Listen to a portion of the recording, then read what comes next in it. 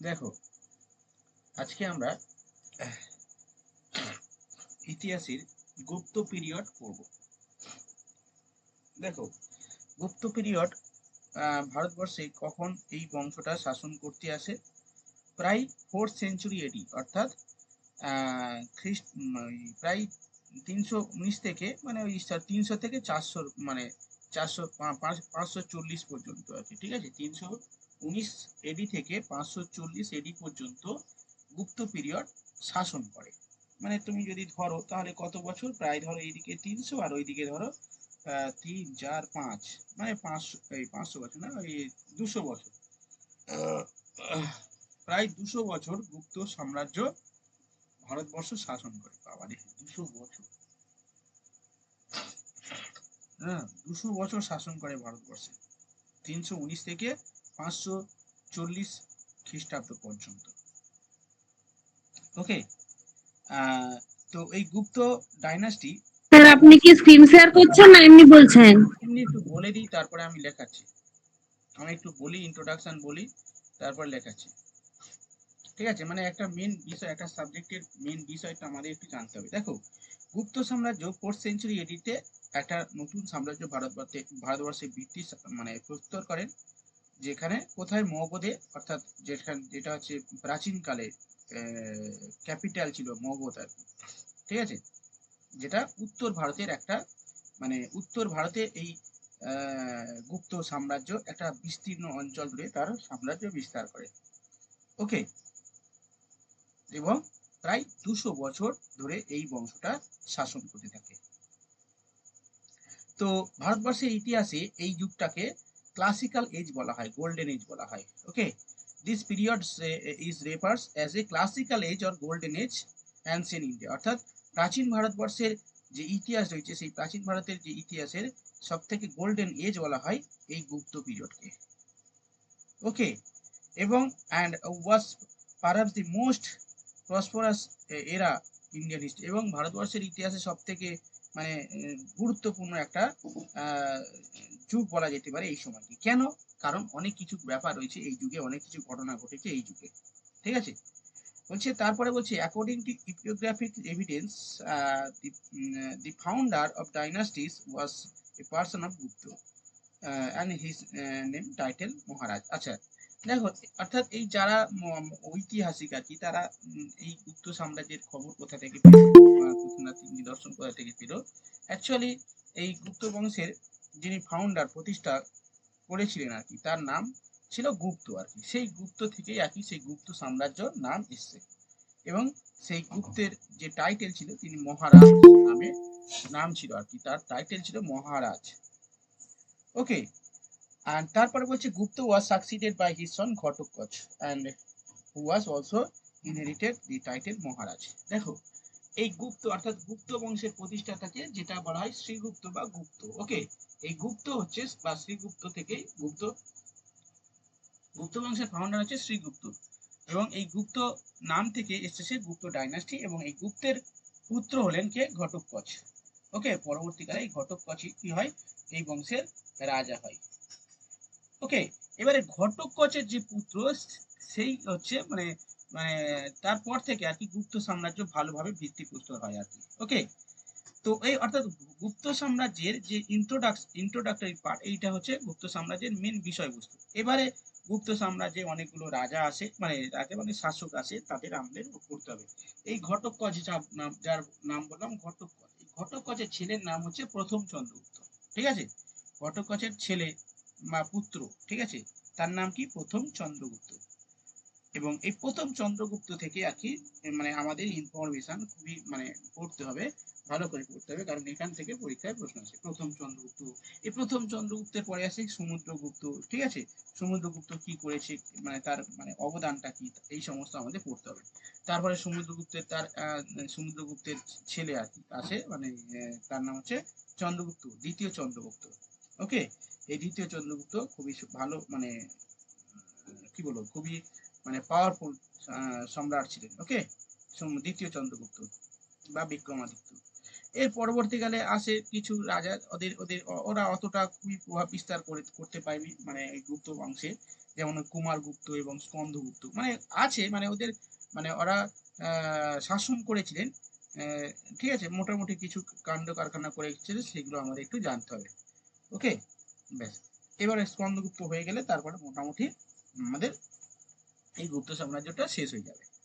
ঠিক আছে, তাহলে মোটামুটি অনেকটা বিস্তৃত একটা আমাদের গুপ্ত পিরিয়ড 200 বছরের রাজত্বকাল আমরা একটা ক্লাসের মধ্যে শেষ করে দেওয়ার চেষ্টা করবো। ঠিক আছে, আশা করি দেখা যাক কতটা কি করা যায়।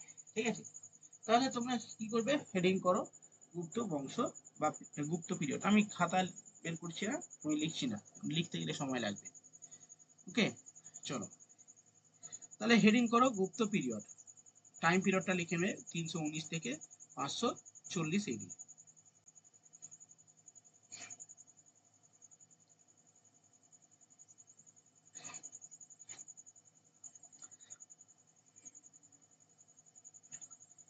ওকে, লেখো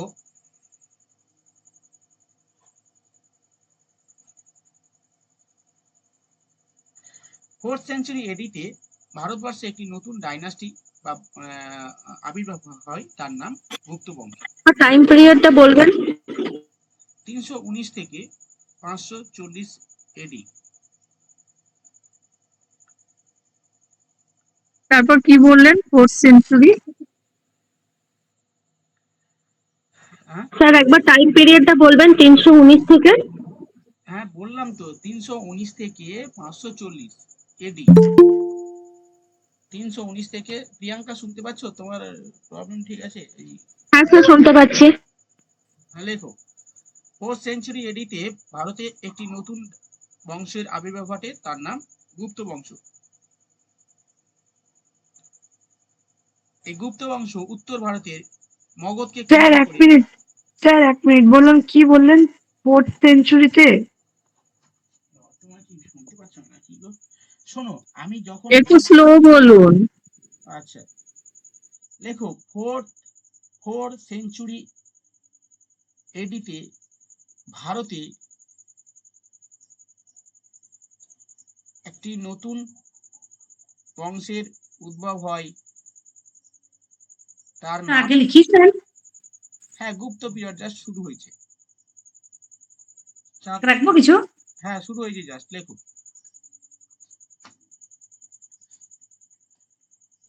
তার নাম গুপ্ত বংশ।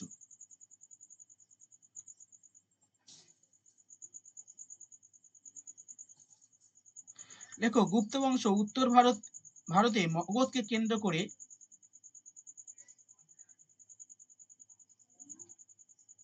প্রায় 200 বছর রাজত্ব করে। মগধকে কেন্দ্র করে উত্তর ভারতের বিস্তীর্ণ অঞ্চলে গুপ্তরা 200 বছর রাজত্ব করে। এইভাবে লেখো।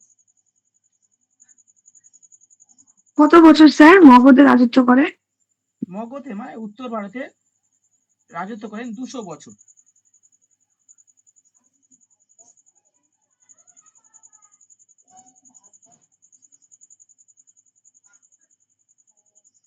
নেক্সট প্যারা চেঞ্জ করে লেখো, নেক্সট পয়েন্ট, গুপ্ত বংশকে প্রাচীন ভারতের গোল্ডেন এজ বা ক্লাসিক্যাল এজ বলা হয়।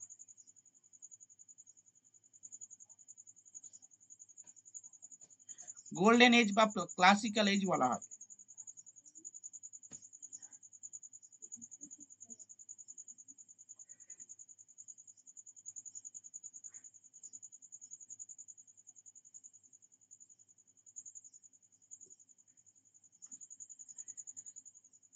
নেক্সট লেখো গুপ্ত বংশের প্রতিষ্ঠাতা হলেন শ্রীগুপ্ত।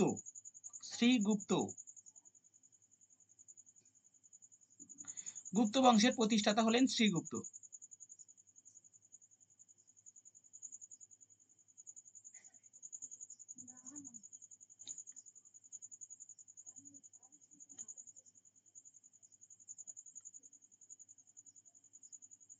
ওকে,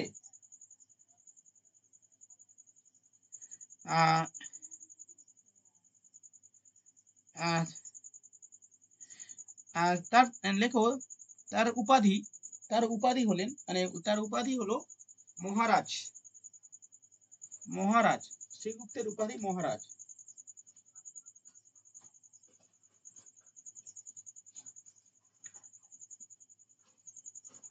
মহারাজ।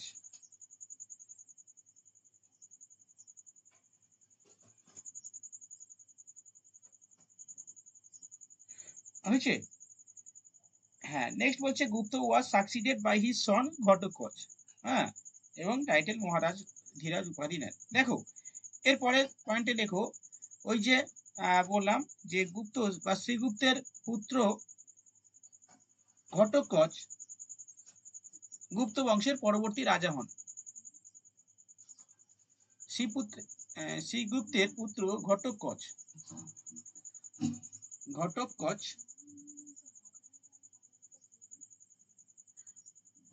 ঘটোৎকচ গুপ্ত ঘটোৎকচ না ঘটোৎকচ? শোনে তো, ওটা ঘটোৎকচ। ঘটোৎকচ, ঘটোৎকচ। হ্যাঁ, ঘটোৎকচ গুপ্ত বংশের পরবর্তী রাজা হন। হয়েছে? লেখা হলে বলবে, একটু থামস আপ দেবে।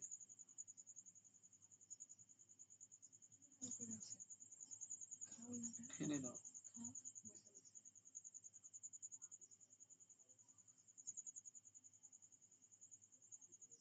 হয়েছে? নেক্সট। আচ্ছা, হ্যাঁ, আচ্ছা এরপরে আর কি এই ঘটোৎকচ হয়ে গেল। হ্যাঁ, এবার লেখো ঘটোৎকচের উপাধি লেখো মহারাজ ধীরাজ।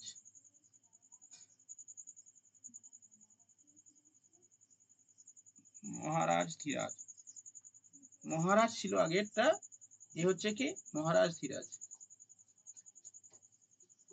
এরা আবার সব একই উপাধি না, এই পরীক্ষাগুলো এই দেখো এদের উপাধিগুলো অতটা ইম্পর্টেন্ট না, প্রায় একই উপাধি, ওইগুলো অ্যাভয়েড করাই ভালো। ঠিক আছে, চলো নেক্সট পয়েন্ট করো। চন্দ্রগুপ্ত, প্রথম চন্দ্রগুপ্ত পয়েন্ট করো। প্রথম চন্দ্রগুপ্ত, চন্দ্রগুপ্ত 1 বা প্রথম চন্দ্রগুপ্ত। টাইম পিরিয়ডটা লেখো 319 থেকে 334 এডি।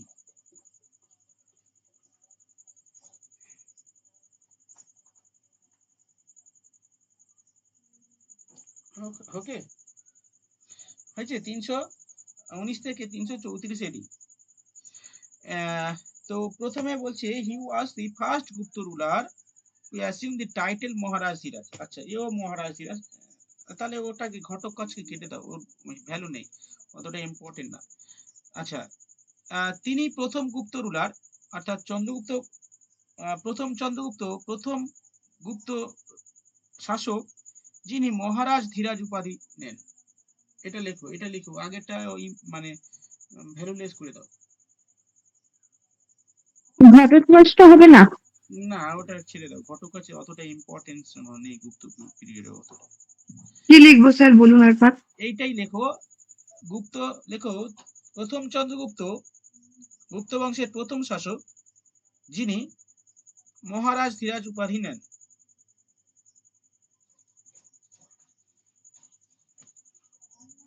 প্রথম চন্দ্রগুপ্ত ঘটোৎকচের ছেলে? হ্যাঁ হ্যাঁ প্রথম চন্দ্রগুপ্ত ঘটোৎকচের ছেলে তো? হ্যাঁ হ্যাঁ, ঘটোৎকচের ছেলে। হয়েছে? আচ্ছা, এরপরে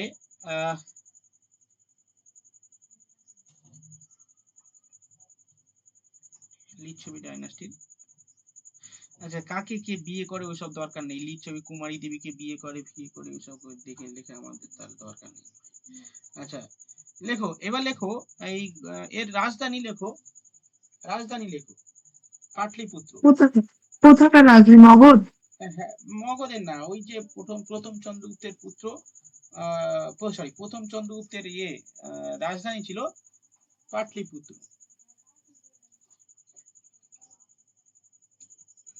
এটা খুবই গুরুত্বপূর্ণ, পরীক্ষাতে আসবে।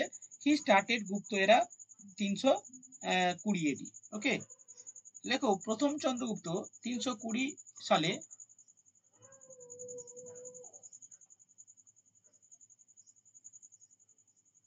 320 সালে গুপ্তাব্দ প্রচলন করেন। কি বললেন 320 সালে? 320 সালে তিনি গুপ্তাব্দ চালু করেন। মানে গুপ্তাব্দ মানে কি, এটা একটা তারিখ, মানে যেমন সেই শকাব্দ আমরা পড়েছিলাম না, শকাব্দ কনিষ্ক চালু করেছিলেন। তো অ্যাকচুয়ালি এটা আমাদের ক্যালেন্ডার, এই যে আমরা ক্যালেন্ডার দেখছি, এইটা হচ্ছে শকাব্দ প্রচলন করেছিলেন, ঠিক আছে। ওটা কি 78 এডি তে? হ্যাঁ, এটা হচ্ছে প্রথম চন্দ্রগুপ্ত, যিনি কিনা ওই গুপ্ত বংশের আরে একজন। 78 এ তো কনিষ্ক চালু করেছিল সেটা শকাব্দ। হ্যাঁ হ্যাঁ, কি হয়েছে? হ্যাঁ, ওটাই বলতে চাইছি, শকাব্দ ওটাই চালু করেছিল 78 এডি তে। ও আচ্ছা, হ্যাঁ আচ্ছা। এবার হচ্ছে সমুদ্রগুপ্ত ও সিংহাসনে বসে কি করে, সরি, প্রথম চন্দ্রগুপ্ত সিংহাসনে বসে কি করলো, উনিও কি করলেন যে একটা শকাব্দ সরি, স্যার একটা কোশ্চেন ছিল, ওই আপনি যে বললেন গুপ্তাব্দ 320 এডি বললেন তো, হ্যাঁ হ্যাঁ, আপনি কিন্তু আগে আমাদের লিখছেন 319 এডি। 319 এডি। হ্যাঁ আপনি আমাদেরকে আগে লিখিয়েছেন, ওই জন্য আমি আবার খাতাটা চেক বিষয়টা, করলাম। হ্যাঁ বিষয়টা ঠিকই আছে, দেখো 319 থেকে 20 এডি, অ্যাকচুয়ালি এটা 19 কোনোদিন পরীক্ষাতে দেয় না অপশন। দেখো 19 থেকে 20 এডির মধ্যে থাকে, বইতে থাকে, কিন্তু পরীক্ষাতে 20 এডিতে এডি নেয়, ঠিক আছে। 19 20 মানে 19 আমি একদম লাল পেন টেন দিয়ে 319 লিখে রেখেছি। 319/320, মানে ওই 319-20 মধ্যে আর কি তিনি সিংহাসনে বসেন, এবং তখন শকাব্দ এই গুপ্তাব্দ প্রচলন করেন, ঠিক আছে। ওটা 319-20 লিখে নিতে পারো, কিন্তু পরীক্ষাতে 320 অপশন থাকবে, ঠিক আছে। আচ্ছা, এবার এই দেখো উনি আর কি ওই প্রথম চন্দ্রগুপ্ত সিংহাসনে বসেন প্রথম 320 সালে গুপ্তাব্দ প্রচলন করেন, ঠিক আছে। এই গুপ্তাব্দ কি, এটা একটা ক্যালেন্ডার, ওকে। এবং এইগুলো হচ্ছে কোথা থেকে পাওয়া যায়, এগুলো বিভিন্ন যারা ওই যে আমাদের সেই বিভিন্ন লেখকরা ছিল না, ওই যে আল বিরুনি, কিতাবুল রাহেলা, ঠিক আছে, এই সমস্ত গ্রন্থ থেকে, এই গুপ্ত সাম্রাজ্যের সময় অনেক মানে ইয়ে ছিল, রাইটার ছিল, ওই কারণে স্বর্ণযুগ বলা হয়, বুঝলে। এই সময়ে আর কি আমাদের ভারতবর্ষে প্রচুর মানে স্কলার তৈরি হয়, মানে জন্ম হয় আর কি, সেই সময় স্কলারদের আবির্ভাব হয়, সেই কারণে এই সময়কে স্বর্ণযুগ বলা হয়, ঠিক আছে। আচ্ছা, যাই হোক, তিনি সিংহাসনে বসে অন্যান্য সেই রাজাদের মতো বিয়ে টিয়ে করে সাম্রাজ্য বিস্তার করতে থাকে, ঠিক আছে। মানে আমি রাজা, ধরো কলকাতা রাজা, এবারে আমি বিয়ে করলাম মালদাতে, মালদা পুরো আমার হয়ে গেল, মালদার একটা রাজার মেয়েকে বিয়ে করলাম, এরকম রাজা, এরকম পুরো জায়গাটা আমার হয়ে গেল। নদিয়াতে একজন রাজা আছে, তার মেয়েকে বিয়ে করলাম, ওটা আমার হয়ে গেল, ঠিক আছে। শ্বশুরের মানে আমার, ঠিক আছে। আর শ্বশুর যদি বাদরামো করে, শ্বশুরের শ্বশুরের সঙ্গে যুদ্ধ করে আহ, একদম পুরো রাজ্য দখল করে নেবো, ঠিক আছে, এরকম ব্যাপার ছিল তখন। তো এইরকম বিবাহের মাধ্যমে মানে সাম্রাজ্য যৌতুক হিসাবে মেয়েকে নিচ্ছি, মানে আমার পুরো রাজ্য আমার, ঠিক আছে, এইরকম ব্যাপার ছিল তখন। তো এরকম বিবাহের মাধ্যমে তিনি সাম্রাজ্য বিস্তার করতে থাকেন, যেমন সেই ইয়ারা করেছিল, কারা গো, ওই নামগুলো বলো না, সেই নাম সব আকবর। হ্যাঁ, আকবর। বিহারি মলের কন্যাকে আকবর তো অনেক বিবাহ পরে করেছিল। করে, আকবরও করেছিল, হ্যাঁ। আকবরও বিবাহের মাধ্যমে সাম্রাজ্য যৌথ বংশের প্রতিষ্ঠাতা বিম্বিসার করেছিল এরকম। বিম্বিসার, হ্যাঁ বিম্বিসার, তারপর অজাতশত্রু, প্রসেনজিতের বোনকে বিয়ে করেছিল। হ্যাঁ প্রসেনজিতের 4-5টা বিয়ে করেছিল, করে সাম্রাজ্য বিস্তার করেছিল, এরকম, ঠিক আছে। এগুলো এক একটা পলিসি, হ্যাঁ। যেমন এখনো এরকম হচ্ছে, সাম্রাজ্য বিস্তার হচ্ছে বিবাহের মাধ্যমে, ঠিক আছে। আপনি আপনি এক্ষুনি বললেন না এর কটা বউটাও জানার দরকার নেই, হ্যাঁ বললেন না এক্ষুনি, এক্ষুনি আপনি আবার বলবেন, দাঁড়ান। এই লিচ্ছবি রাজকন্যাই তো হচ্ছে সমুদ্রগুপ্তের মা। হ্যাঁ, ওটাই তো, এটা বলতে হবে, এই লিচ্ছবি লাসরি, ওটা তো বলতে হবে, মানে ওটা সমুদ্রগুপ্তের মা বলতে হবে, ঠিক আছে। দেখো অনেক বিবাহ করেছিলেন, তার মধ্যে ওই কুমার দেবীটা খুবই ইম্পর্টেন্ট, কারণ কুমার দেবী হচ্ছেন লিচ্ছবি রাজবংশের কন্যা, আর ওনার ছেলে হচ্ছে সমুদ্রগুপ্ত, ঠিক আছে। ওটাই লেখাবো, আর বেশি লেখাবো না, ওকে। তাহলে লিখে নাও, গুপ্ত এরাটা লিখে নিয়েছো। আচ্ছা, এবার লেখো বিবাহের মাধ্যমে সাম্রাজ্য বিস্তার করেছে, দরকার নেই, ঠিক আছে, ওটা লেখার দরকার নেই। এবার লেখো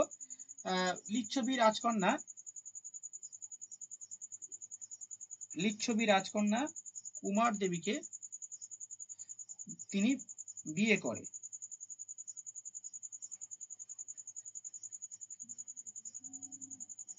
আরেকবার বলুন।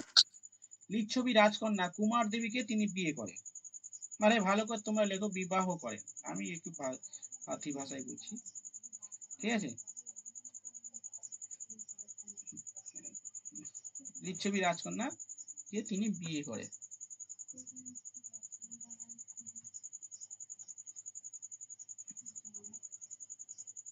হয়েছে? আচ্ছা, নেক্সট লেখো এই লিচ্ছবি রাজকন্যা কুমার দেবীর পুত্র হলেন সমুদ্রগুপ্ত।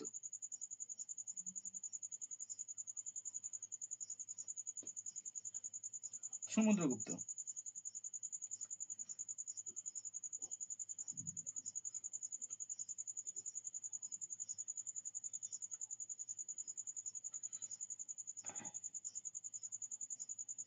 ওকে, নেক্সট বলছে original type of gold coin তিনি প্রবর্তন করেন, মানে প্রচলন করেন চন্দ্রগুপ্ত ওয়ান। চন্দ্রগুপ্ত মৌর্য প্রথম, মানে প্রথম বললে ভুল হবে, এটা তিনি লেখো যে তিনি লেখো চন্দ্রগুপ্ত মৌর্য, মানে সরি প্রথম চন্দ্রগুপ্ত গোল্ড কয়েন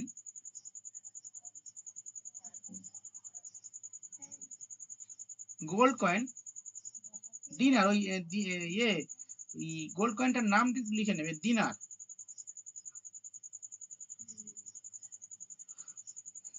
দিনার চালু করেন।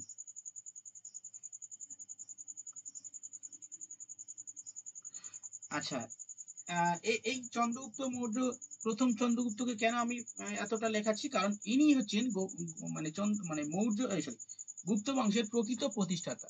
ওকে, প্রকৃত প্রতিষ্ঠাতা। আমরা ঘটক কচ পট্টকচ শ্রীগুপ্ত এগুলো পড়লাম, কিন্তু ওরা অতটা ইয়ে করতে পারেনি, ঠিক আছে, জাস্ট প্রতিষ্ঠা করেছিলেন, খুব একটা ইয়ে করতে পারেনি। তো গুপ্ত বংশের প্রকৃত প্রতিষ্ঠাতা হলেন ইনি, প্রথম চন্দ্রগুপ্ত। লেখো, প্রথম চন্দ্রগুপ্ত হলেন গুপ্ত বংশের প্রকৃত প্রতিষ্ঠাতা।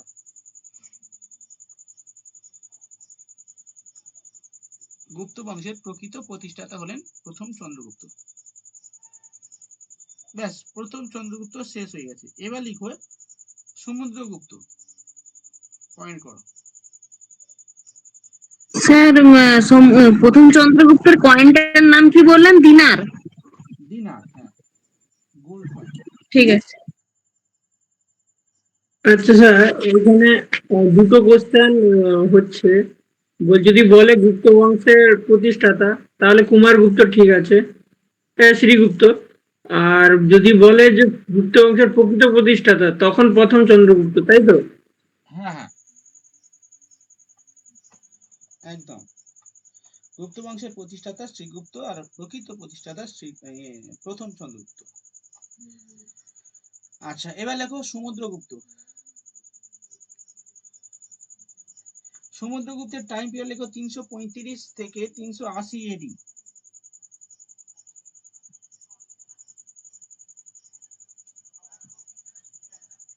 335 এডি থেকে 380 এডি। ফার্স্ট পয়েন্ট বলছে Samudragupta was the greatest king of Gupta dynasty. মানে কি? মানে হলো সমুদ্রগুপ্ত হলেন গুপ্ত বংশের মহান রাজা। দেখো,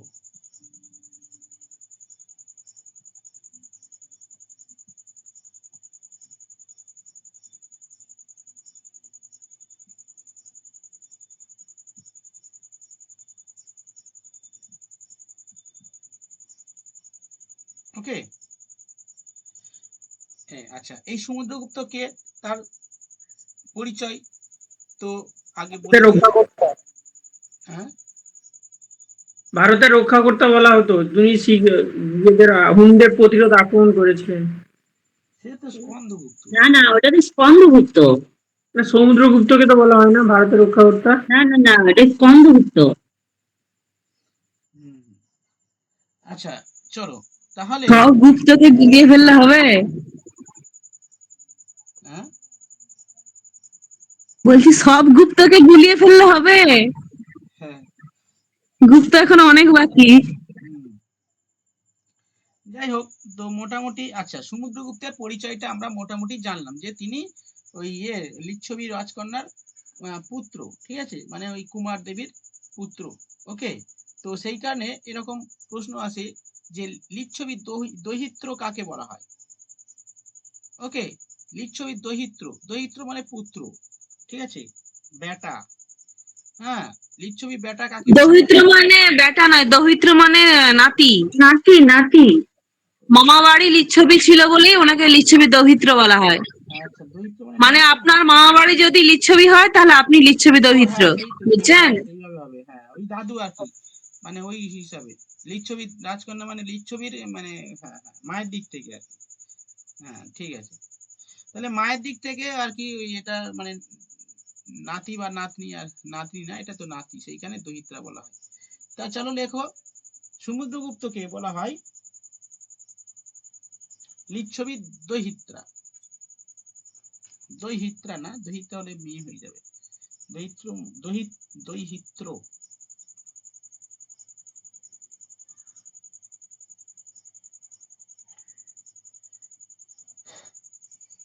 ঠিক আছে।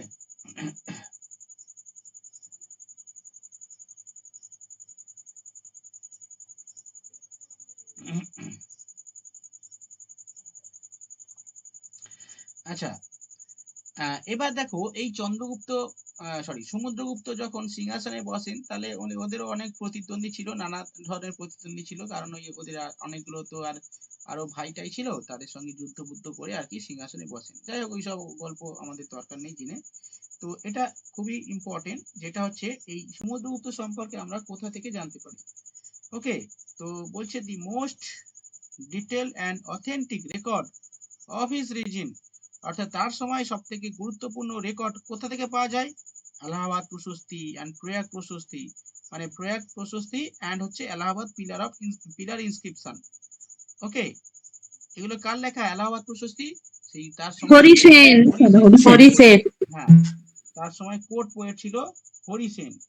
হরিসেনের এলাহাবাদ প্রশস্তি আমরা সেই ছোটবেলায় পড়তাম 10 বার, কি বেশ, হ্যাঁ কিরম, হ্যাঁ, প্রয়োগ প্রশস্তি কার লেখা? হরিসেন। প্রয়াগ প্রশস্তি কার লেখা? হরিসেন। প্রয়াগ প্রশস্তি কার লেখা? হরিসেন। এরকম ভাবে পড়তাম, ঠিক আছে, মানে ছোটবেলায় এগুলো জানতাম না, মুখস্থ করতে হতো, তাই না? তো এই হরিসেনের লেখা হচ্ছে প্রয়াগ প্রশস্তি, ঠিক আছে। এছাড়াও এলাহাবাদ পিলার ইনস্ক্রিপশন, এই সমস্ত জায়গা থেকে আমরা হরিসেনের এই সমুদ্রগুপ্ত সম্পর্কে আমরা মানে জানতে পারি আর কি, তিনি কি করেছিলেন, তার কর্মকাণ্ড ইত্যাদি ইত্যাদি, ঠিক আছে। চলো লিখে নাও, লেখো তার সময়ে জানার একটি গুরুত্বপূর্ণ উৎস হলো, এটাও লিখতে পারো ইংলিশে, তোমরা লিখে নেবে, the most detail and authentic record of his reason. আবার বলুন। হ্যাঁ, লেখো তার সময়ে বা তার রাজত্বকালের সব থেকে গুরুত্বপূর্ণ এবং অথেন্টিক রেকর্ড জানা যায় প্রয়াগ প্রশস্তি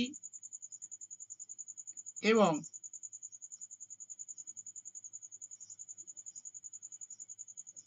এলাহাবাদ প্রশস্তি থেকে।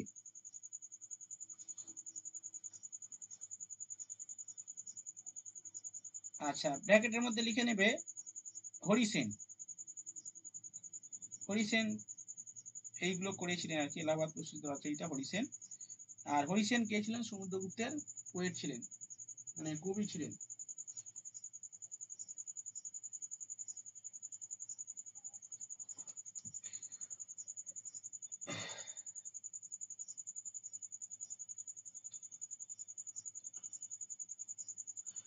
ওকে,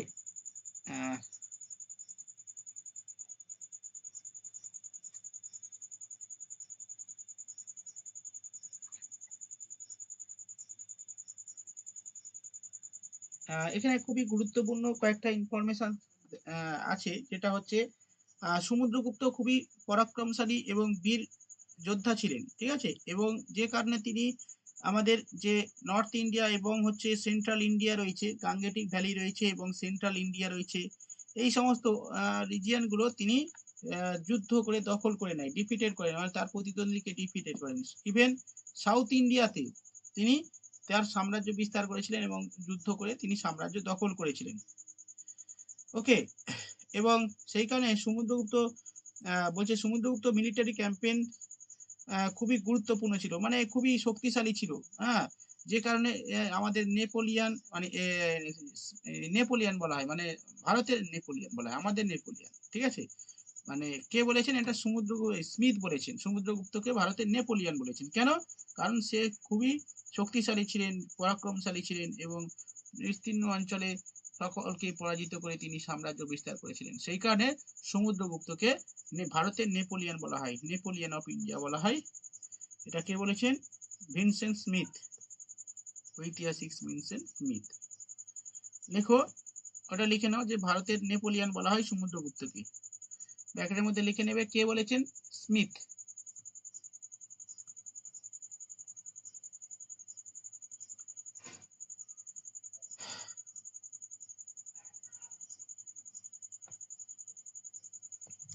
বলছে তিনি কেবলমাত্র ভারতের বিস্তীর্ণ অঞ্চল দখল করেনি, জাভা, সুমাত্রা, মালয় আইল্যান্ড এই সমস্ত অঞ্চলগুলো তিনি জলপথে মানে হচ্ছে নেভির মাধ্যমে তিনি এই সমস্ত অঞ্চলগুলোকে দখল করেছিলেন। মানে তার সাম্রাজ্য কিন্তু এই সমস্ত অঞ্চলেও কিন্তু বিস্তৃত ছিল। ওকে, আচ্ছা, এরপরে চলো লেখো সমুদ্রগুপ্ত। আচ্ছা, সমুদ্রগুপ্ত অনেকগুলো উপাধি নিয়েছিল। ওকে, একটু লিখে নেবে। দেখো সমুদ্রগুপ্তের টাইটেল,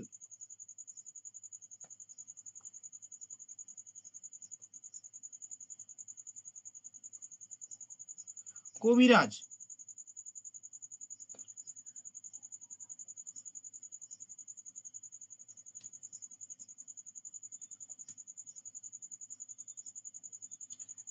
সমুদ্রগুপ্তের টাইটেল কবিরাজ। কেন কবিরাজ বলা হয় বলো?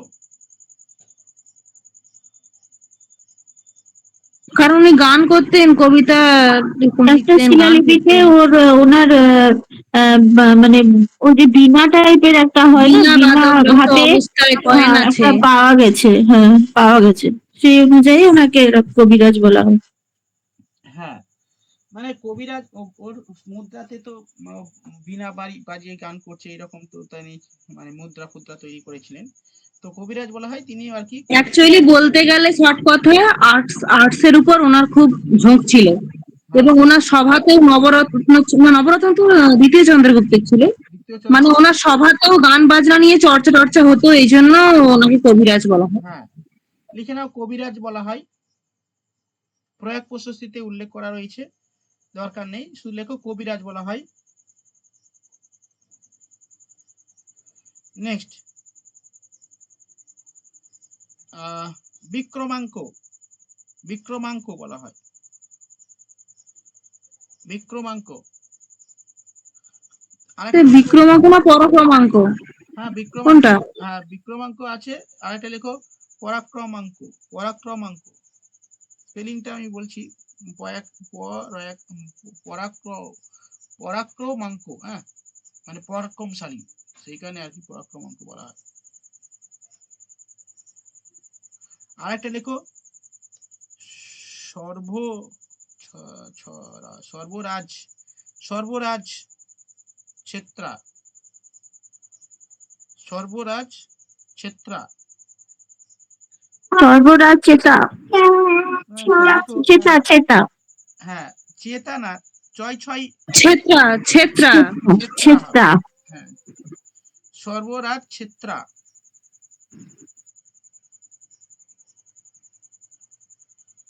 আচ্ছা, হয়েছে। নেক্সট,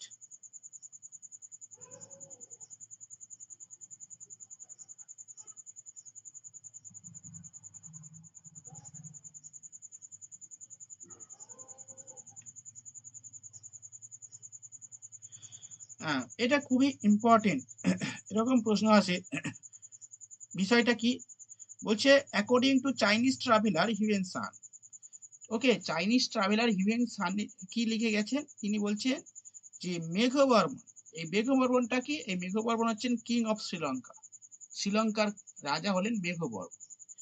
তিনি কি করেছিলেন? He sent an embassy to Samudragupta, অর্থাৎ তিনি সমুদ্রগুপ্তের কাছে একটা ওই দূত পাঠিয়েছিলেন, ঠিক আছে, এমবেসি পাঠিয়েছিলেন কি করার জন্য? For his permission to build monarchy for Buddhist pilgrims at Bodhgaya, অর্থাৎ বুদ্ধগয়াতে একটা বৌদ্ধ ওই ইয়ে নির্মাণ করার জন্য, কি বেশ বলে, বৌদ্ধদের যেটাকে টেম্পল বলা হয়, ওটা নির্মাণ করার জন্য কি পাঠিয়েছিলেন? একটা দূত পাঠিয়েছিলেন। এরকম প্রশ্ন হয় যে কার সময়ে শ্রীলঙ্কার রাজা মেঘবর্মন বুদ্ধগয়াতে বৌদ্ধ মনেস্ট্রি। হ্যাঁ, মনেস্ট্রি নির্মাণ করার জন্য পাঠিয়েছিলেন, দূত পাঠিয়েছিলেন। হ্যাঁ, এরকম প্রশ্ন আছে, লিখে নাও।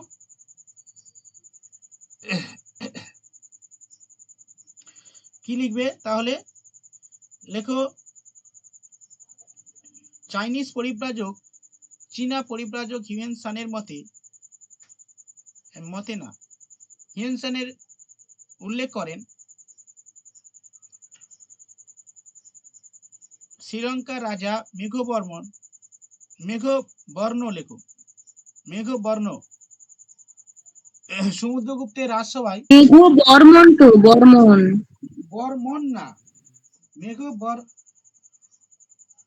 বর এম মেঘবর্ণ, VARNA,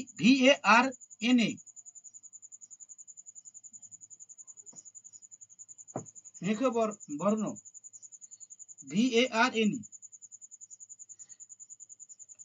সমুদ্রগুপ্তের রাজসভায়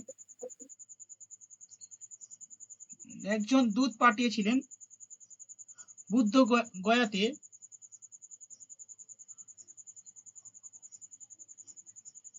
বৌদ্ধ মঠ নির্মাণ করার জন্য।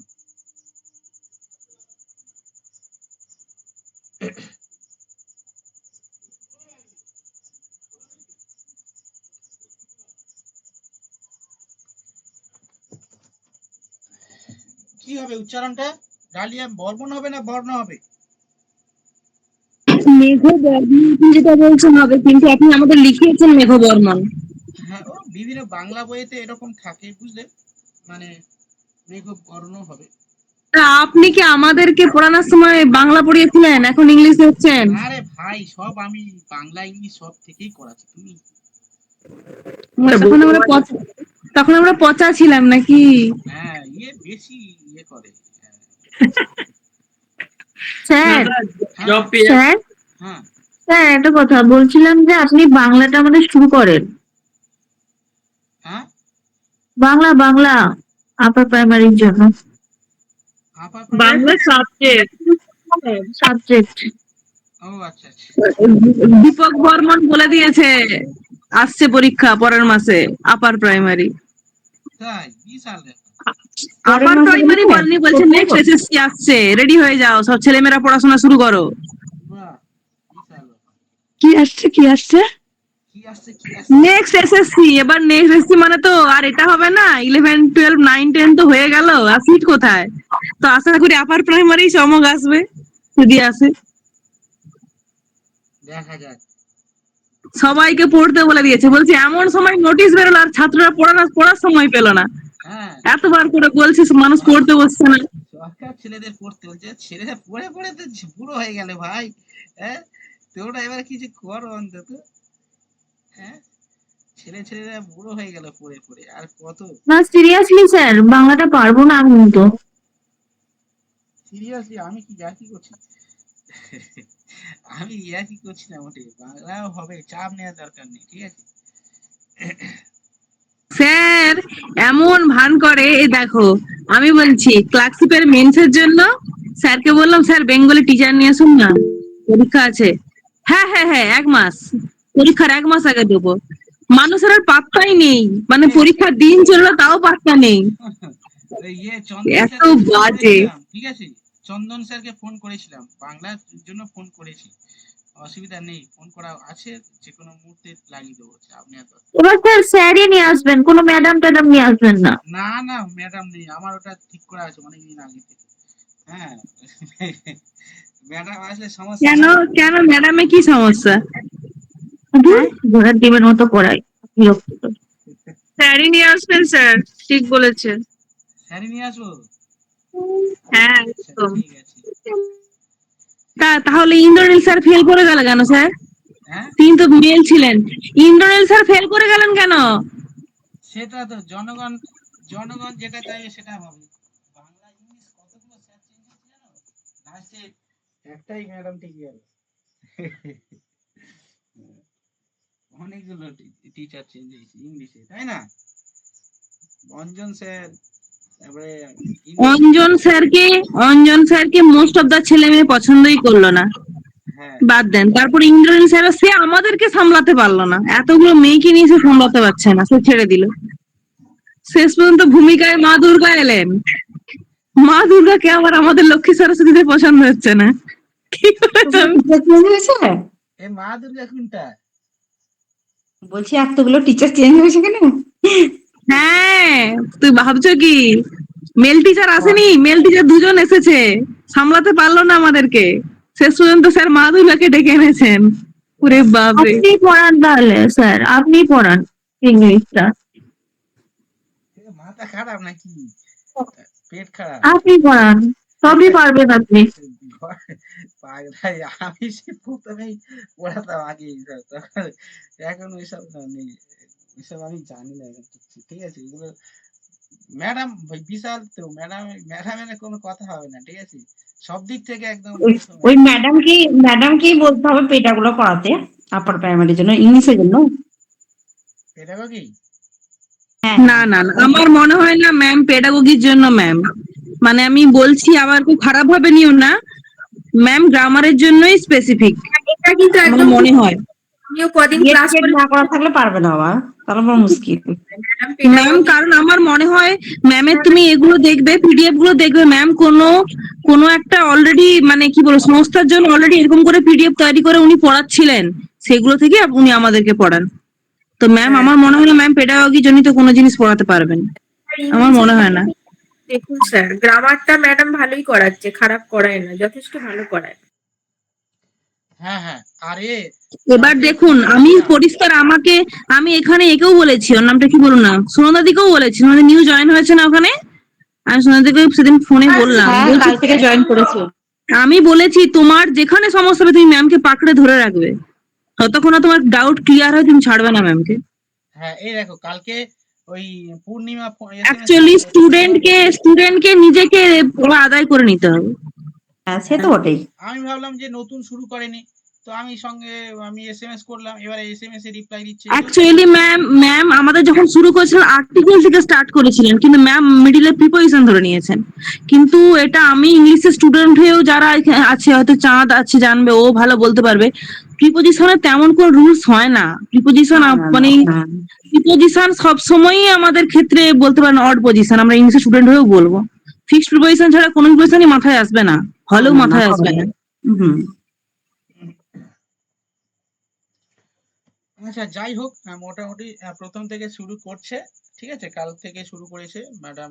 আমি ভাবলাম আগের দিনে আলোচনা হলো যে প্রথম থেকে শুরু করবে সবকিছু, তারপরে প্রবলেম হচ্ছে বলে ফোন করলাম আমি কালকে, ঠিক আছে?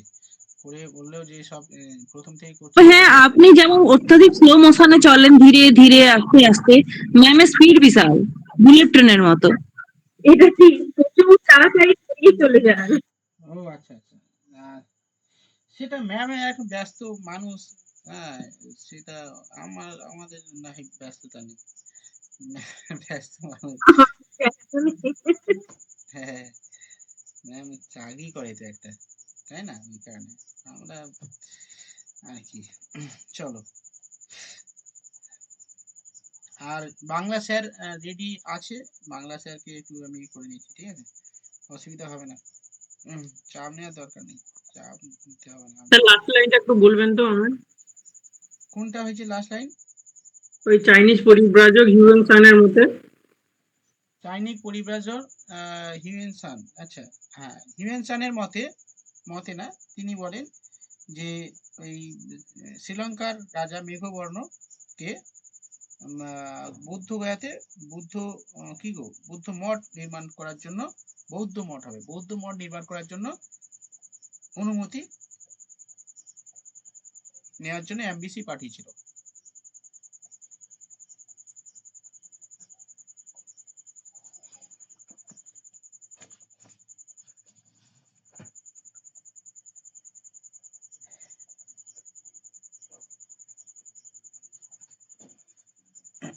হয়েছে?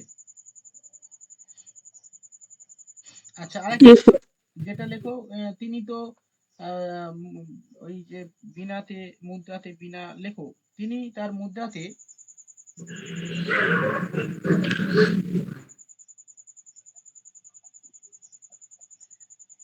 বিনা বাদনরত মূর্তি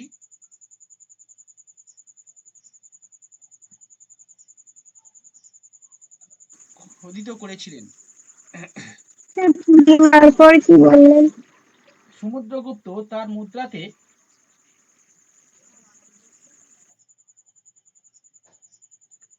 বিনা বাদনরত মূর্তি খোদাই। বাদল, স্যার ওটা বাদল, হ্যাঁ, স্যার ওটা বিনা বাদল, ওটা কি ওই বললেন? বিনা বাজাচ্ছে বাদন, বিনা বাদন, বিনা বাদল, বাদল কি বাদন না, বললেন? মূর্তি খোদাই, খোদাই তারপর ওই বাংলায় লেখো না ভালো করে, বিনা বাজানো মূর্তি, ঠিক আছে, খোদাই করেছিলেন, মানে ওই মূর্তি, ওই মুদ্রাতে ওই মূর্তিটা ছিল আর কি। ওকে, আচ্ছা, এবার লেখো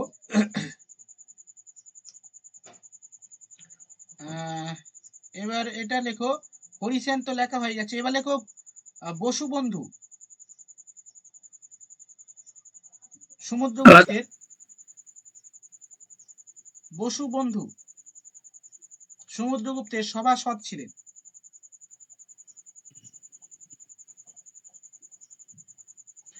নেক্সট লেখো, তিনি অশ্বমেধ যজ্ঞ করেছিলেন। স্যার কি বলেন? বসুবন্ধু সমুদ্রগুপ্ত তার সভাসদ ছিলেন, মানে সবার সদস্য ছিলেন।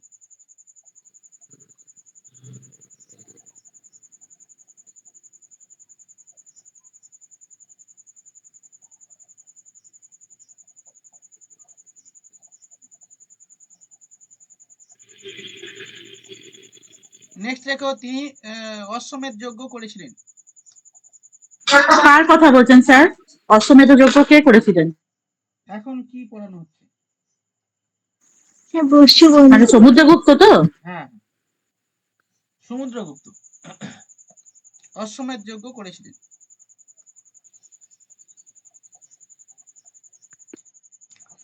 আচ্ছা, ব্যাস, এবার চলো হেডিং করো দ্বিতীয় চন্দ্রগুপ্ত। সমুদ্রগুপ্ত শেষ করে দিয়েছি, এবার দেখো দ্বিতীয় চন্দ্রগুপ্ত।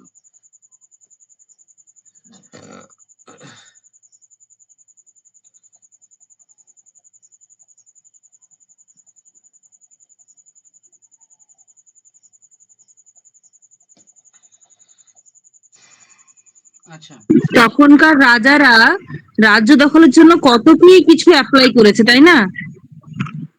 মানে কত টেকনিক অ্যাপ্লাই করেছে। হ্যাঁ, রাজ্য দখল করার জন্য কত টেকনিক তো ইউজ করেছে। এখনকার রাজারা কি আর কম করছে রাজ্য এই এই যে অশ্বমেধ যজ্ঞ, এটাও কিন্তু রাজ্য দখলের একটা উপায়। হ্যাঁ, যে আমি শক্তিশালী, আমি মানে ইয়ে করে দিলাম, এবারে যে দুর্বল সে আর কি আর ইয়ে করবে, সে তো ছেড়ে দেবে অটোমেটিক। তো রাজ রাজনীতি, রাজা যে পরিচালনা করে, রাজ্য যে পরিচালনা করে, অর্থাৎ যারা শাসক, তাদের যে নীতি, সেই নীতিগুলো হচ্ছে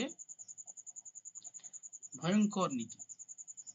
একদম স্যার, ভয়ঙ্কর।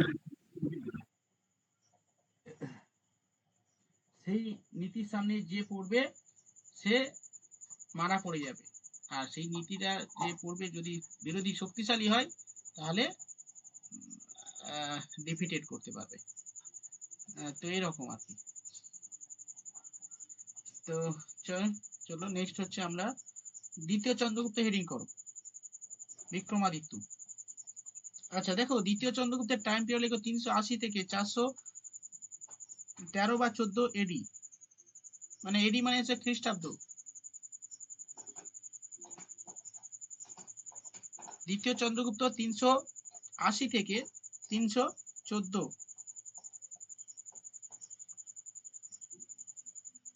380 থেকে 314 হয়, এডি বলছেন তো? 380 থেকে 414 বললাম। আপনি জিজ্ঞেস করুন কত বলছেন।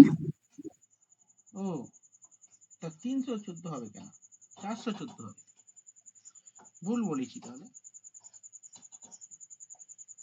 সমুদ্রগুপ্তের টাইম পিরিয়ডটা কি বলছেন একবার বলুন তো? 335 থেকে 380 এডি। হ্যাঁ, ওই তো বলে দিলাম। 335 338 335 to 380 এডি। 380, আচ্ছা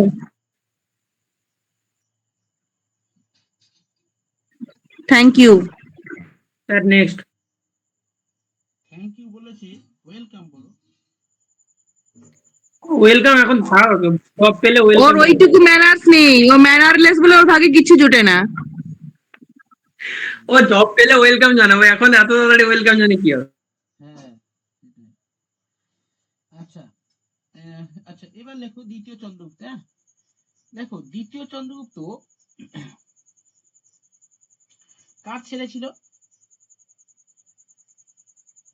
সমুদ্রের ছেলে ছিল। সমুদ্রগুপ্তের। হ্যাঁ, সমুদ্রগুপ্তের ছেলে ছিল। ওকে, ছোট ছেলে। হ্যাঁ ছোট ছেলে। দেখো, এই যে একটা গল্প আছে, ঠিক আছে, গল্পটা কি? গল্পটা হচ্ছে সমুদ্রগুপ্তের ছেলে, সমুদ্রগুপ্তের ছেলে ছিল দুজন, একটা হচ্ছে রামগুপ্ত আর একটা দ্বিতীয় চন্দ্রগুপ্ত, ঠিক আছে। তো অ্যাকর্ডিং টু দেবী চন্দ্রগুপ্ত, অর্থাৎ ওই যে এর থেকে আর কি, সমুদ্রগুপ্তের পরে সিংহাসনে বসেন রামগুপ্ত, ঠিক আছে। অ্যাকর্ডিং টু কি বললেন? অ্যাকর্ডিং টু কি বললেন? ওটা দেবী চন্দ্রগুপ্ত। আচ্ছা, মানে দেবী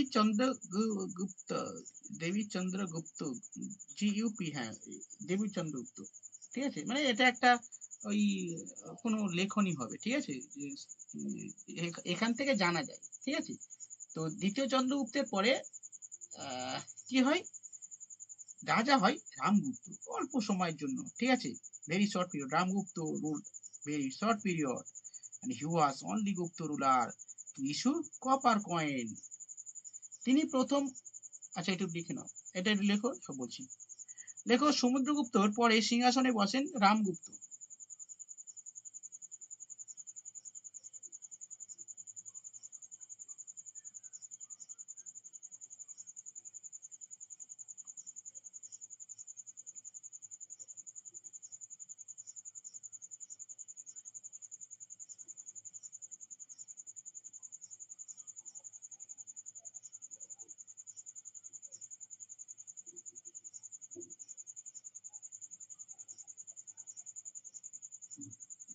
স্যার আপনি কি কিছু বলছেন? শুনতে পাচ্ছি।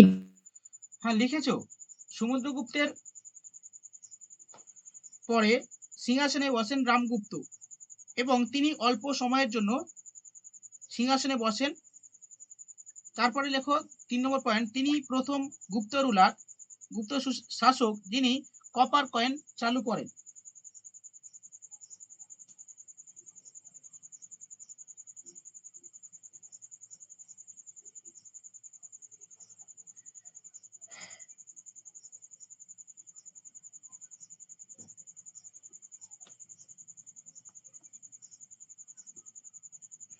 ওকে, এই যে একটা গল্প আছে, সেই কি গল্প, বললেন আরেকবার করুন। তিনি প্রথম গুপ্ত শাসক যিনি কপার কয়েন চালু করেন। আগে সবাই গোল্ড করতে, এখন ইনি কপার করছে। তার মানে দুর্বল শাসক। কে? হ্যাঁ দুর্বল দ্বিতীয় চন্দ্রগুপ্ত? দুর্বল কিরকম শাসক, শুধু কপার কয়েন প্রচলন করে তার বউকে দিয়ে দেয় শকদেরকে, ঠিক আছে। মানে শক আক্রমণ করেছিল, ঠিক আছে, শক আক্রমণ করেছে তার সাম্রাজ্য, মানে শকরা তার সাম্রাজ্যকে আক্রমণ করেছিল, ঠিক আছে। এবং আক্রমণ করতে শকদের সঙ্গে মানে এসে পরাজিত হয়, দুর্বল তো মানে অল্প সময়ের জন্য রামগুপ্ত পরাজিত হয়। ফলে কি হয়, একটা তাহলে সন্ধি হয় ওই শকদের সঙ্গে রামগুপ্তের একটা সন্ধি হয় যে ভাই এই করতে হবে। তারপরে কি করেছে উনি মানে রামগুপ্ত তার স্ত্রীকে শকদের হাতে তুলে দেয়, স্যারেন্ডার করে, ঠিক আছে। এবার ওর ভাই ছিল কে, দ্বিতীয় চন্দ্রগুপ্ত, রামগুপ্তের ভাই ছিল দ্বিতীয় চন্দ্রগুপ্ত। হ্যাঁ, বলছে হ্যাঁ দাদা তুই শাসক হয়ে তুই এই করলি, তোর আমি ছাড়বো না, ঠিক আছে, তোকে আমি হত্যা করে আমি ইয়ে করবো, ঠিক আছে, এরকম সন্ধি তুই কেন করলি, ঠিক আছে। তো ওই চন্দ্রগুপ্ত, দ্বিতীয় চন্দ্রগুপ্ত এই সন্ধি মানে মানে শকদের সঙ্গে যে সন্ধিটা করেছিল সেই সন্ধিটা মানে মানেনি আর কি, ডিসমিস করে দেয়, ঠিক আছে। এবং পরবর্তীকালে তিনি যুদ্ধ করেন শকদের সঙ্গে এবং তার ভাইকে হত্যা করে, মানে রামগুপ্তকে হত্যা করে, দ্বিতীয় চন্দ্রগুপ্ত রামগুপ্তকে হত্যা করে আহ, আহ, ঠিক আছে। বৌদিকে বিয়ে করেন। হত্যা করলে কি হবে, সেই বহুটা তো আর শকদের দিতে দেয়নি, তো নিজে এটা এটা যেটা স্টোরিটা ফিল্মে দেখেছি, হ্যাঁ ওখানে দেখাচ্ছিল যে শকদের সঙ্গে সন্ধি হয়ে গেছে, শকরা ওর বউকে উঠিয়ে নিয়ে যাচ্ছে, হ্যাঁ মানে ওই যেটা ধ্রুব দেবী যেটা, হ্যাঁ ওনাকে উঠিয়ে নিয়ে যাচ্ছে, সেই সময় ওই বৌদিকে উদ্ধার করার জন্য হ্যাঁ শকদেরকেও মারবে আর রামগুপ্ত বাধা দিতে এলে ওকেও মারবে, হ্যাঁ হ্যাঁ ওটাই, ওই জন্য ওখানে নাম হয়ে গেল সকারি, আর ঘুরে বৌদিকে বিয়েও করে নিল। বিয়ে করে নিয়েছে, হ্যাঁ ঠিক আছে। তো ওখানে ওখানে আবার একটু দেখালো নাটকটা যে বৌদি আগে থেকেই দেওয়ারের প্রতি ফিদা ছিল, বুঝতে পারছেন? হ্যাঁ এগুলো তো ইন্টারেস্টিং, এগুলো তো সিনেমাতে একটু আরো মজা করতে হবে, মানে মজা ভাবে করতে হবে, হ্যাঁ তাহলে তো হবে। মানে নায়ক এখানে ভিলেন হচ্ছে শকরা ভিলেন, ঠিক আছে, নায়ক দ্বিতীয় চন্দ্রগুপ্ত, আর দুর্বল রাজা হচ্ছে রামগুপ্ত, ঠিক আছে। ভালো বেশ সিনেমা হয়েছে, হবে আর কি, মানে করেছে তাহলে সিনেমা তো দেখেছে বলতে। তো এরকম আর কি, অর্থাৎ এই শকদের সঙ্গে যুদ্ধ করে তিনি অর্থাৎ দ্বিতীয় চন্দ্রগুপ্ত তার সাম্রাজ্যকে যেমন ফিরে পেলেন, সেরকম তার আহ, আহ, নতুন একটা মানে বিয়েও করলো, তার বৌদিকে বিয়ে করে সিংহাসনে নতুন ভাবে তিনি সাম্রাজ্য পরিচালনা করলেন, ঠিক আছে। চলো তাহলে কি লিখবে, নিজেরা লিখে নাও, লেখা বলছি হবে। স্যার রামগুপ্তের কোনো ছেলে আরো ছিল, মানে রামগুপ্তের ছেলে, মানে ওই যে উনি যে বিয়ে করেছিলেন, কোনো ছেলে মেয়ে কেউ সেটা কিছু বলতে ছিল? পারবো না, সেটা বলতে পারবো না। রামগুপ্তের না না গো, কোনো ছেলে মেয়ে ছিল না, বুঝলে? সবাই একদম। বিয়ে করেছিল মনে হয়, ঠিক আছে, সেই কারণে। হ্যাঁ, হ্যাঁ। চলো আচ্ছা। তবে এখনকার ছেলেরা দুটো বাচ্চা সহ বৌদিকেও বিয়ে করে নেয়, কোনো সমস্যা নেই। এখনকার ছেলেরা দিতে পারে আর এখনকার মেয়েরা দুটো বাচ্চার সামনে করতে মানে বিয়ে করে না, সে মেয়ে ছেলেরা করছে না মেয়ে করছে, মেয়েরা করছে না ছেলে করছে, সবাই করছে আরে এখন। দুপক্ষই করছে, সেটাই বলছি, দুপক্ষই করছে। হ্যাঁ সেই,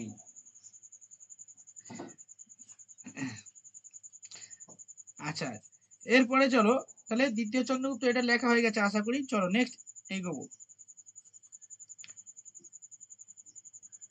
স্যার কপার কয়েনটা মানে কে করেছিলেন প্রচলন? রামগুপ্ত, লেখো রামগুপ্ত প্রথম গুপ্ত শাসক যিনি কপার কয়েন চালু করেন।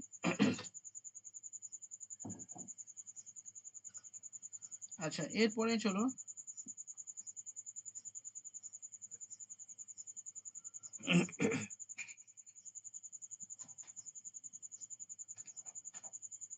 আচ্ছা এটা একটু লিখে নাও, যেহেতু ওই শকদের সঙ্গে যুদ্ধ করে তিনি করলে তাকে সকারি বলা হয়, লেখো সমুদ্রগুপ্তকে সকারি বলা হয়, সরি সমুদ্রগুপ্ত দ্বিতীয় চন্দ্রগুপ্তকে সকারি বলা হয়, কারণটা ওই বলা হলো, সকারি সকারি বলা হয়।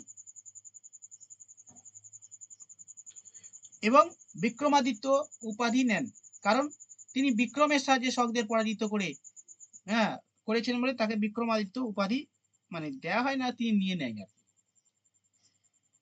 উপাধি আর কি দেবে, তাই না? তখনকার সময়ে রাজারা নিজেরাই নিজেদের উপাধি দিত।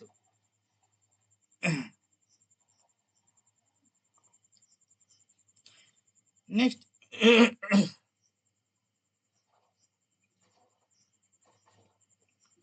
আচ্ছা, এই দিল্লিতে কুতুব মিনার যেখানে আছে সেখানে তিনি আরেকটা আয়রন পিলার নির্মাণ করেছিলেন, মানে লোহার স্তম্ভ নির্মাণ করেছিলেন, ঠিক আছে? যেটা হচ্ছে খুবই গুরুত্বপূর্ণ, তৃতীয় চন্দ্রগুপ্ত এটা করেছিল বলে চন্দ্রগুপ্ত লেখা ছিল, সেই এখনো লেখা আছে। লেখো দিল্লির কাছে কুতুব মিনারের, লেখো দিল্লির কুতুব মিনারের কাছে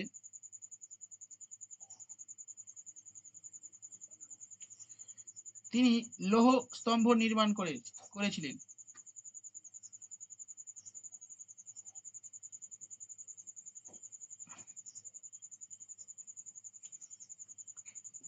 হয়েছে? ওকে, নেক্সট চলো। স্যার কে হ্যাঁ, স্যার কে লৌহ স্তম্ভ নির্মাণ করেছে? ওই তো দ্বিতীয় চন্দ্রগুপ্ত, মানে এত কিছু জয় ফয় করছে তো সেই কারণে লৌহ স্তম্ভ মানে মানে স্মরণীয় করার জন্য আর কি। তখনকার তো এরকম তার মানে ওনার এটা দিল্লি পর্যন্ত ছিল বলেই ওখানে করেছেন বিস্তারটা, সাম্রাজ্যের বিস্তার। হতে পারে, অনেক কারণ হতে পারে, সেটা তিনি লৌহ স্তম্ভ নির্মাণ করেছেন, লোহার স্তম্ভ আর কি।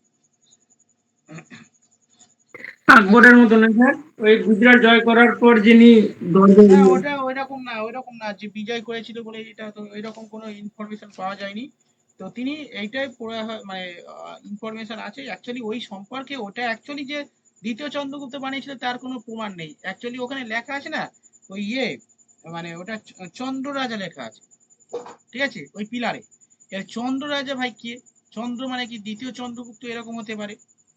হ্যাঁ, তো অ্যাকচুয়ালি প্রকৃতভাবে উনি যে নির্মাণ করেছে সেটা কিন্তু এটা কনফিউজ রয়েছে। বইতে একটু ভালো করে দেখবে তোমরা বুঝতে পারবে ওটা কনফিউজ রয়েছে, মানে ও যে প্রকৃত করেছে তা কিন্তু অ্যাকচুয়ালি সমস্ত দিক বিবেচনা করে ওনাকেই আর কি স্বীকৃতি দেওয়া হয় যে উনিই করেছিলেন, ঠিক আছে? যাই হোক, চলো এটা লিখলেই হবে। তিনি লৌহ স্তম্ভ নির্মাণ করেছিলেন কুতুব মিনারের কাছে। এরপরে চলো তিনি মানে ওই দ্বিতীয়, দেখো এগুলো সবই দ্বিতীয় চন্দ্রগুপ্তের আন্ডারে হচ্ছে। দ্বিতীয় চন্দ্রগুপ্ত মুদ্রা চালু করেছিলেন, রূপা আর তামা। দেখো রূপো এবং তামার মুদ্রা প্রচলন করেছিলেন।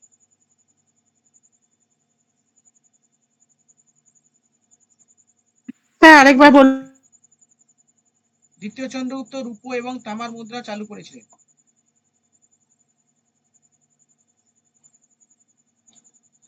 আচ্ছা, নেক্সট হচ্ছে, নেক্সট লেখো। স্যার একদম শুনতে পাচ্ছি না, আরেকবার বলুন স্যার। বলে দাও তো কেউ। দ্বিতীয় চন্দ্রগুপ্ত রূপো ও তামার মুদ্রা চালু করেছিলেন।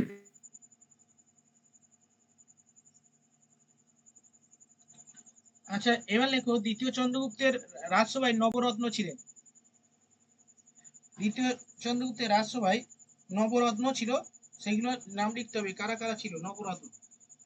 লেখো নবরত্ন, দ্বিতীয় চন্দ্রগুপ্তের রাজসভায় নবরত্ন। নজনের নাম লিখবো, পরপর লিখে যাবে। নাম্বার 1 লেখো কালিদাস, ইনি কবি ছিল।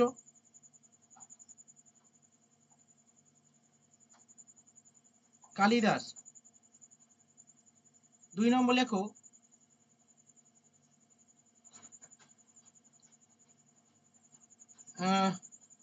ক্ষণপক, ক্ষণপক।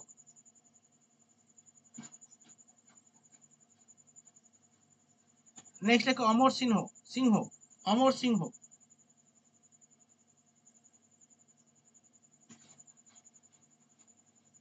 ধন্বন্তরী, ধন্বন্তরী ইনি মেডিসিন মানে চিকিৎসক ছিল। বরাহমির, বরাহমির।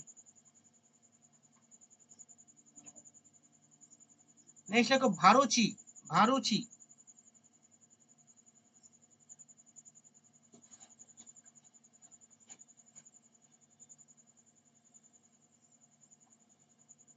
নেক্সট লেখো ঘটকপর, ঘটককর, ঘটক, ঘটক,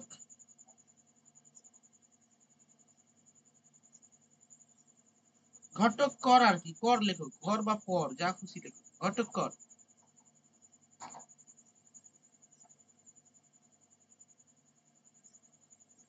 হয়েছে? আর একটা লেখো বেতাল ভট্ট, বেতাল ভট্ট। কটা হয়েছে? 8। 8টা। 8টা হয়ে গেছে তো? হুম। ঠিক আছে। শঙ্কু, শঙ্কু বাদ আছে। শঙ্কু, শঙ্কু, ঠিক আছে, শঙ্কু লেখো, আর একটা লেখো শঙ্কু। স্যার এই যে মানে সেম পার্সন, হ্যাঁ হ্যাঁ হ্যাঁ, শুনতে পাচ্ছেন? বলছি এই যে বরাহ মিহির এনার সভায় যে আছেন বরাহ মিহির, ইনি কি খনার শ্বশুর মশাই যে বরাহ মিহির সেম পার্সন এরা দুজন? খনার বচনের খনা, খনা, হ্যাঁ খনার বচন। খনার শ্বশুর মশাইয়ের নাম তো বরাহ মিহির। বলছি এই দুজন কি সেম পার্সন? হতে পারে, কারণ আমি এটা ঠিক জানি না, এটা আমি ঠিক জানি না, হতে পারে খনার শ্বশুর বরাহমির। হ্যাঁ, উনিও জ্যোতিষ শাস্ত্র নিয়ে, ইনিও জ্যোতিষ শাস্ত্র নিয়ে, এই দুজন সেম বরাহমির, পার্সন কিনা জানি না। হ্যাঁ বরাহমির তো একজন জ্যোতির্বিদ ছিলেন, হতে পারে খনার বচন। হ্যাঁ, আমি ঠিক জানি না, একটু দেখে নিন। হ্যাঁ, আচ্ছা, এবার চলো, তো মোটামুটি হয়ে গেল। আচ্ছা, এখান থেকে না ওই যে কালিদাসের কয়েকটা লেখার নাম পড়ে, ওই যে শকুন্তলম, রঘুবংশনাম, একটু কঠিন কঠিন নাম। হ্যাঁ, এগুলো একটু কুমার, কুমার সম্ভব। হ্যাঁ, কুমার সম্ভব। আচ্ছা, কালিদাসের কয়েকটা বইয়ের নাম লেখো, পরীক্ষায় আসে। লেখো ঋতু সংহার, মেঘদূতম, কুমার সম্ভব, রঘুবংশম, রঘুবংশম। স্যার আপনি আসতে বলুন। আচ্ছা, ঋতু, ঋতুর পরে কি ম্যাডামের ছোঁয়া বললেন? চেরো, ম্যাডামের ছোঁয়া চেরো লেগেছে। স্যার প্রথম থেকে একটু বলুন।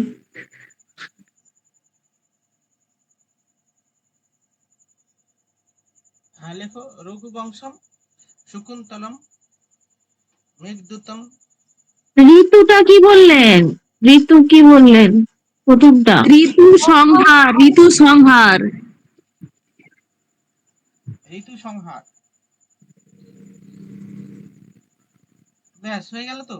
চলো নেক্সট, চলো আর কিছু লিখতে হবে না, এই দুটো চারটে লিখে নাও। স্যার আরেকটা কি বললেন? কুমার সম্ভবম, ঋতু সংহার, রঘুবংশম, অভিজ্ঞান শকুন্তলম। আর হ্যাঁ, কি বললেন? আর কিছু না, আবার কি? মেঘদূতম। ও, আরে যেগুলো বলছেন সেগুলো রিপিট তো বলবেন, লিখতে পারছেন না তাও। হ্যাঁ ওগুলো তো পড়েছো তোমরা, সব জানো তো। হ্যাঁ, আমরা তো সব পড়ে বসে আছি অতগুলো বই। আচ্ছা, এবারে চলো, তোমরা কি করবে? আচ্ছা, আমাদের হয়ে গেছে, তৃতীয় চন্দ্রগুপ্ত শেষ হয়ে গেছে, এবার লেখো কুমারগুপ্ত, রিডিং করো, এটা শেষ করে দেবো, ঠিক আছে? তাড়াতাড়ি লেখো কুমারগুপ্ত। কুমারগুপ্ত টাইম পিরিয়ড লেখো 415 থেকে 455, 415 থেকে 455।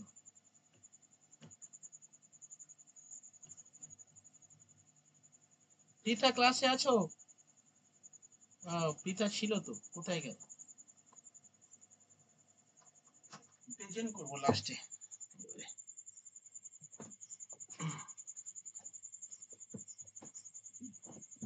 পালিয়ে গেল না বলে, বলে দিনে হচ্ছে। আচ্ছা, এবার লেখো কুমারগুপ্ত। কুমারগুপ্ত, লেখো তিনি দ্বিতীয় চন্দ্রগুপ্তের পরে সিংহাসনে বসেন।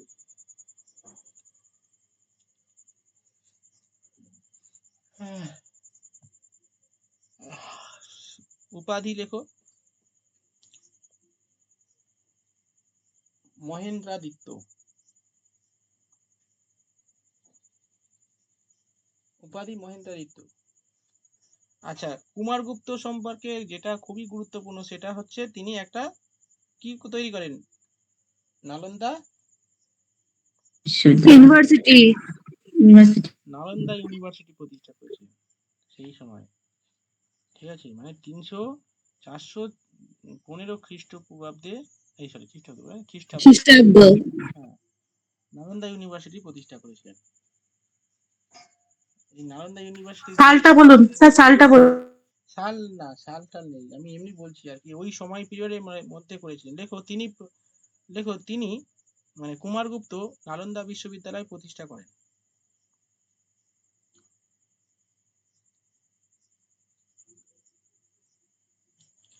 আচ্ছা, আরেকটা পয়েন্ট দেখো, তিনি অশ্বমেধ যজ্ঞ করেছিলেন। ব্যাস, এখান থেকে আর কিছু করতে হবে না, ছেড়ে দাও। উপাধিটা বলুন। মহেন্দ্রাদিত্য। স্যার এও অশ্বমেধ যজ্ঞ করেছিল? হ্যাঁ হ্যাঁ, দুর্বল ভাবনি। দুর্বল ভাবনি। হুম, এই হচ্ছে 14 থেকে 55, মানে কত বছর রাজত্ব করেছিল ভাবো।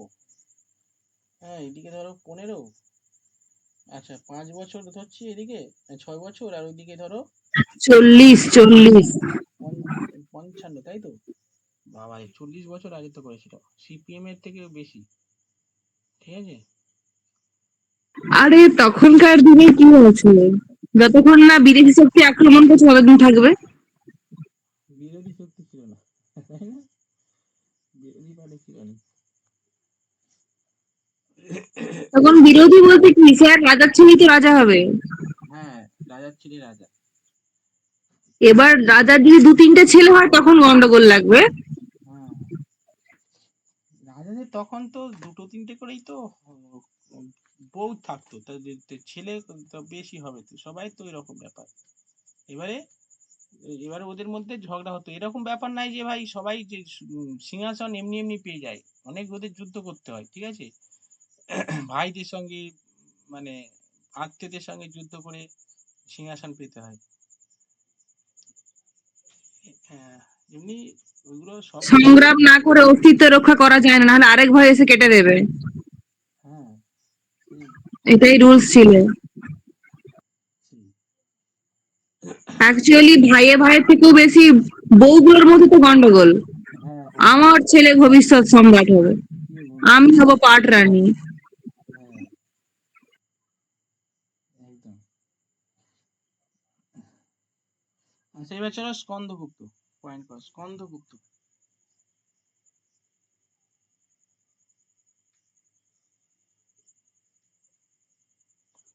স্কন্দগুপ্ত লাস্ট 455 থেকে 467।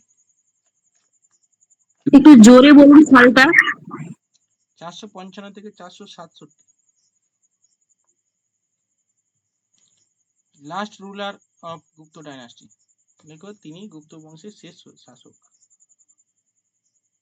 এই লাস্ট তো বিষ্ণুগুপ্ত। হুম, তাহলে আপনি একে বলছেন কেন? Skandagupta the last ruler, greatest, sorry last greatest ruler of Gupta dynasty. ঠিক আছে, লাস্ট গ্রেটেস্ট রুলার মানে শেষ মহান রাজা।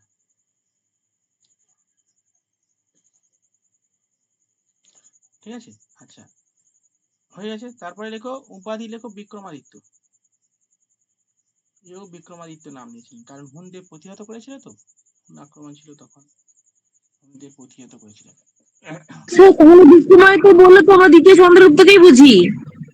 হ্যাঁ, কিন্তু ওই এরকম নয় যে হুনদের আক্রমণ করেছে, মানে হুনদের আক্রমণ প্রতিহত প্রতিহত করেছিলেন, সেইখানে ভারতকে রক্ষা করেছিলেন হুনদের আক্রমণ থেকে, সেইখানে ভারত রক্ষাকারী বলা হয় স্কন্দগুপ্তকে। এর আলাদা উপাধি আছে, ভারত রক্ষাকারী কাকে বলা হয়? স্কন্দগুপ্তকে। দেখো, হুনদের আক্রমণ থেকে প্রতিহত করেছিলেন বলে ভারতবর্ষকে, তাকে ভারত রক্ষাকারী বলা হয়।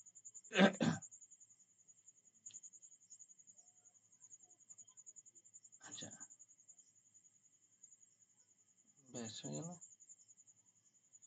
আচ্ছা, বিক্রমাদিত্য হয়ে আচ্ছা গেল। স্যার, এখান থেকে ওই সালগুলো কি আসে মনে রাখতে হবে?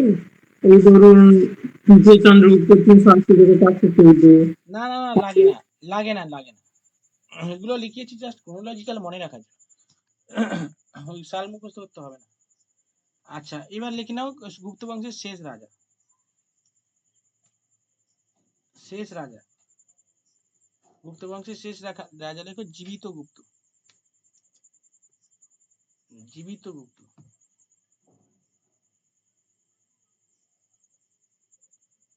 ঠিক আছে?